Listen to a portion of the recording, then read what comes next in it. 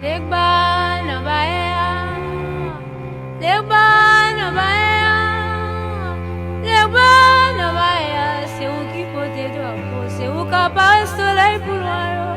dusk, the wind blows gently through fields of cane. So I'll start with our character, whose name is T. John Paul Boudreaux II.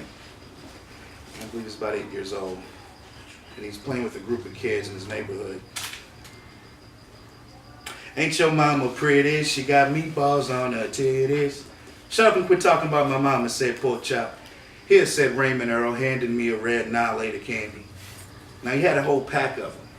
Red, or cherry as the label said, but we all knew it as red, like many little black boys around the country. Red, our flavor. Sometimes called strawberry or raspberry or fruit punch, yet none of those labels ever mattered with us. I mean, the flavor was red. Red, the official color and flavor of all little black boys. Red made that noise, red the sweetest, red the king, red the blood, red is black, red is the black savior, red is truth. Truth that a red shag carpet leads the way to little black boy heaven, where red angels answer the promise and keep the secrets. And if God ain't black, then he's red, brother. Red the danger, red the death, bleeding out on concrete and asphalt and dirt roads, where little black boys learn the mysteries of niggerdom, whether they want to or not. Red the life that pumps through our little veins, flowing through the body of he who will make a choice or assume niggerdom until red the life calls it quits. Not sure there was apple and grape, but none of those flavors ever mattered. The choice would always be red, not cherry, strawberry, raspberry, or fruit punch, just red. From LA to New York, there's a certain generation of young black men who know the significance of the red Annihilator.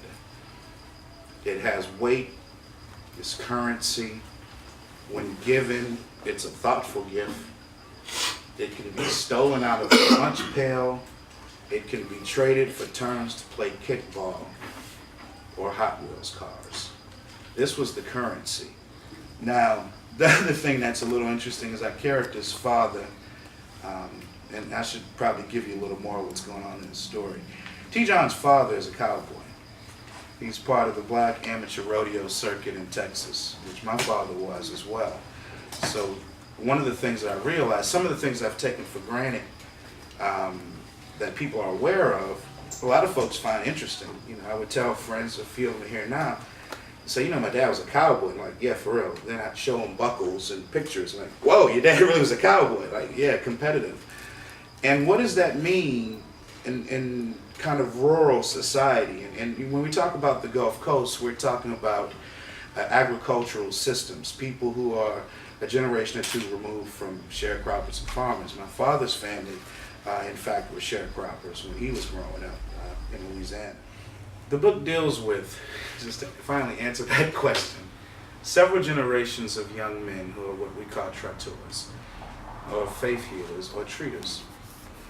And each one of these men deals with the gift differently.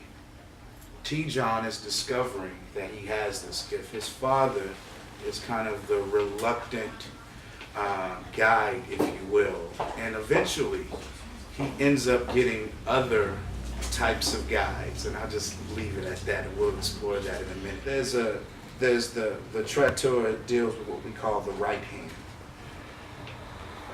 And all these people are Catholic, by the way. We're going to get to the religious thing in a minute, because this is an extremely religious book. The traiteur deals with the right hand, they heal.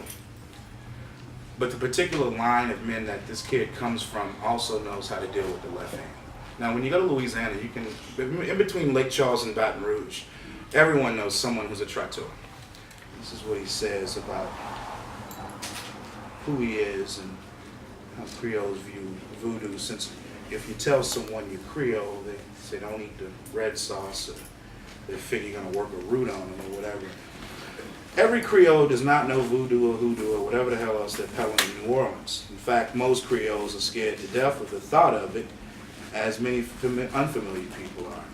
Many confuse it as pedestrian devil worship, although I never learned of anything anyone called the devil or Satan with Knox practice.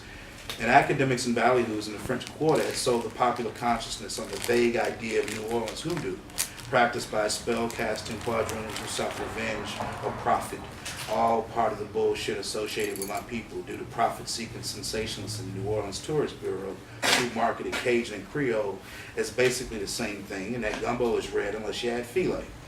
Many of those opportunists were Creoles who wrote verse after study after prose, constantly explaining themselves, explaining their Americanism, explaining their Frankism, and even, strangely enough, their Africanism. I mean, explaining their Creole, but not us. We were people of the land, the southwestern Creoles, Creoles of the Bayou country, the Zaka's children. We felt no need to explain ourselves to any damn body because not many had been in the territory longer than us, save the Native Americans. And we kept to ourselves and our land and our language and traditions. We created Zydeco, and we didn't know what the hell a second line was until we visited our bourgeois cousins in the 7th Ward of New Orleans during Carnival. Now, the vast majority of us grew up believing in the Holy Trinity and the Catholic Church. Yet most everybody from Lake Charles to Baton Rouge knew somebody who was a traiteur, versed in the right hand. Yet very few knew anyone who was familiar with the left hand, and most spoke of those practitioners as evildoers. Now, what Father told me on that horse ride was plain and simple. I'm a Boudreaux man, a natural-born traiteur and sorcier, born with 2 heads, whose T-born owns a little guardian spirit with access to the other world. Oh, great, now I'm a fucking witch. What else, Lord? While he's growing up, you know, and falling in love with girls and having crushes and getting beat up. You know, the typical growing up thing. He's having a kind of bizarre religious awakening because his father is slowly introducing these elements into his life based on circumstances that they're going through as a family during the Reagan era.